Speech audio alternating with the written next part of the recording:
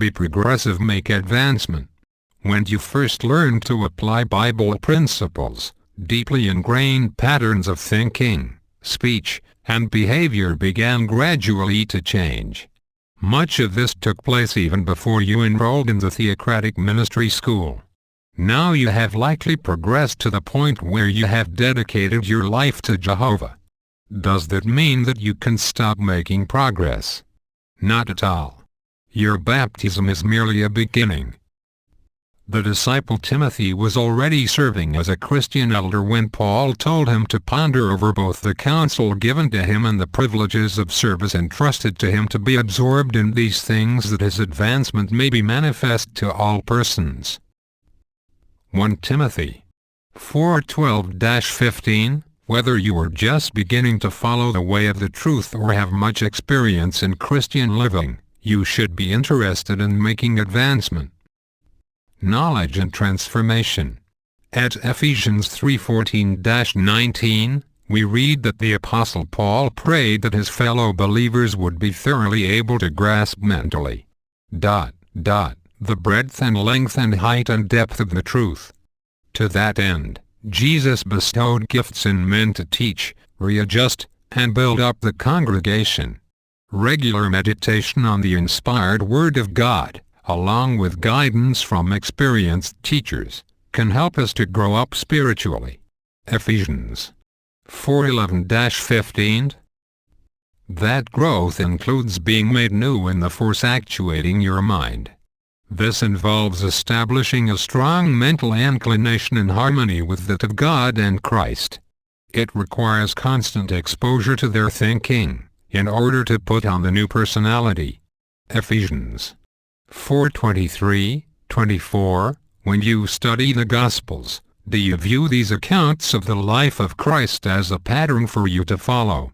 Do you seek to identify specific traits shown by Jesus and then make a real effort to imitate these in your own life? 1 Peter 2:21. The topics you include in conversation can be an indication of the extent to which you have made such advancement.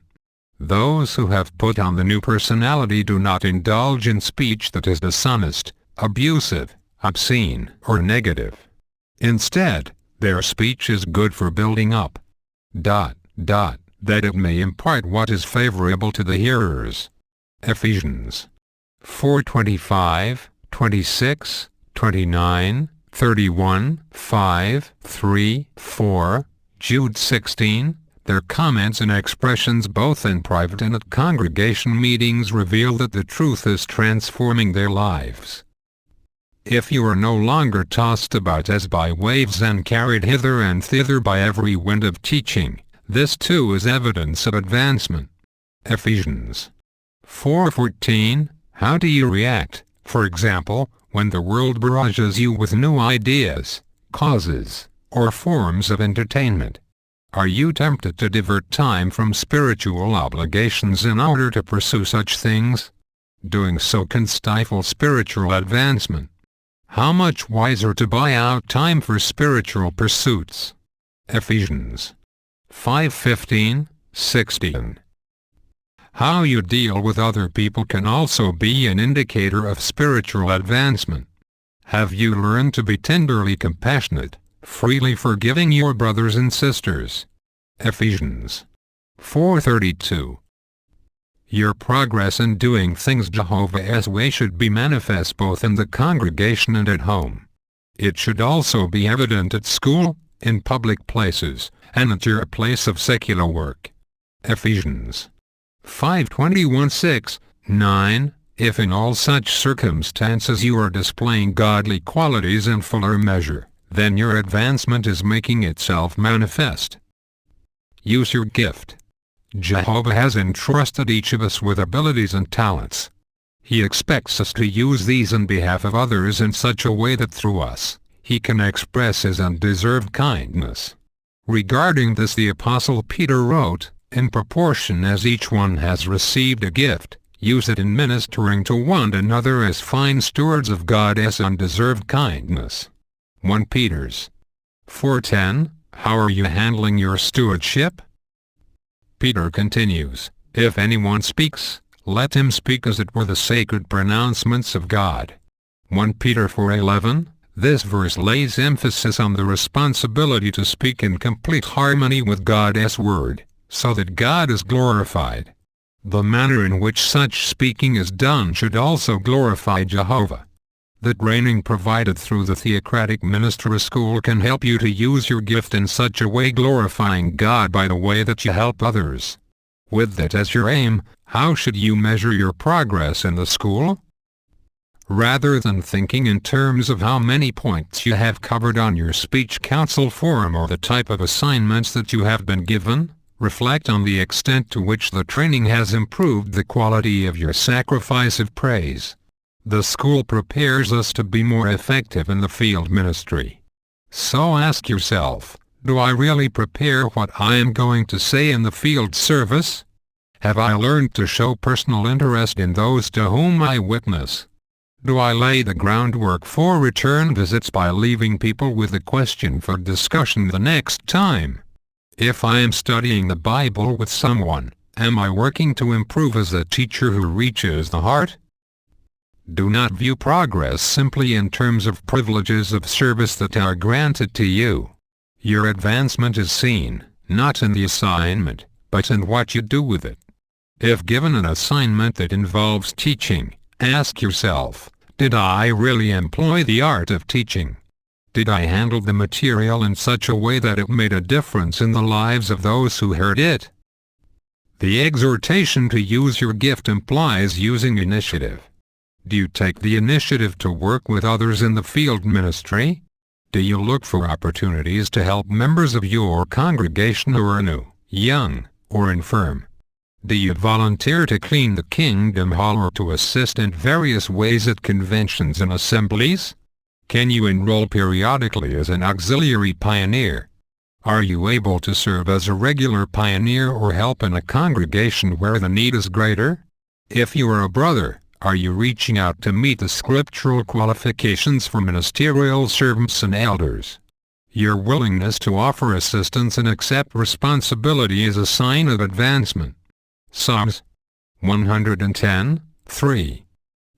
The role experience plays. If you feel limited because of a lack of experience in Christian living, take heart. God's word can make the inexperienced one wise. Psalms 19:7, 119, 130, Proverbs 1:4. Applying Bible counsel allows us to benefit from Jehovah's perfect wisdom, which is of greater value than any learning gained through experience alone. Yet, as we make advancement in our service to Jehovah, we do gain valuable experience. How can we use it to good advantage? Having been exposed to a variety of circumstances in life, a person could be tempted to reason, I have faced this situation before. I know what to do. Would this be the course of wisdom? Proverbs 3:7 cautions, do not become wise in your own eyes. Experience should certainly broaden our view of factors to consider when dealing with situations in life. But if we are making spiritual progress, our experience should also impress on our minds and hearts that we need Jehovah's blessing in order to succeed. Our advancement is manifest, then, not by our facing situations with confident self-assurance, but by our readily turning to Jehovah for direction in our lives. It is shown by our being confident that nothing can happen without His permission and by our maintaining a trusting and affectionate relationship with our Heavenly Father. Keep stretching forward. The Apostle Paul, despite being a spiritually mature, anointed Christian, recognized that he needed to keep stretching forward to attain the goal of life. Phil 3:13-16, do you share that outlook? To what extent have you made progress? Measure your growth in terms of how completely you have clothed yourself with the new personality, how fully you have submitted to Jehovah's sovereignty, and how diligently you are using your gifts to honor Jehovah. As you benefit from theocratic ministry school education, the qualities highlighted in God's Word should be progressively evident in your manner of speaking and teaching. Keep these aspects of your growth in focus. Yes, rejoice in them, and your advancement will readily be manifest. What are your personal spiritual goals? What realistic goals do you have that you should be able to attain within the next year? What long-term goals are so precious to you that you are determined to work toward them until you achieve them?